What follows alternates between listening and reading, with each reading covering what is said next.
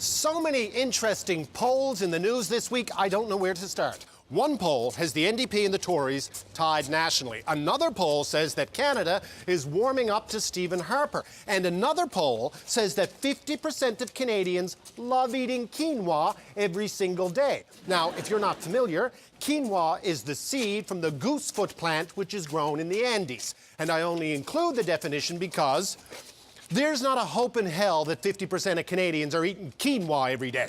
Look, once upon a time, the powers that be would pay experts vast amounts of money to study the entrails of sacrificed animals and predict the future. They would cut open a pigeon or a sheep, and they'd look around in there and go, oh, yeah, look at the liver. Yes, definitely, the Green Party will sweep the riding of Upper Middle Nowhere.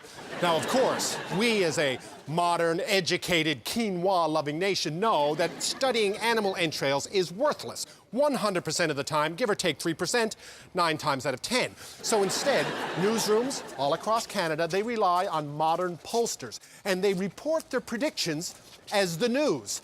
How's that working out? The Alberta election, the Quebec election, the destruction of the Bloc Québécois, they were all wrong. Now, of course, once upon a time, the pollsters had a pretty good track record. But this was back in the day when people sat around and listened to radio dramas, and they got all excited when the phone rang. Let's face it, the only people talking to pollsters in 2012 are shut-ins, the demented, and people like me who think it's funny to make up the wrong answers.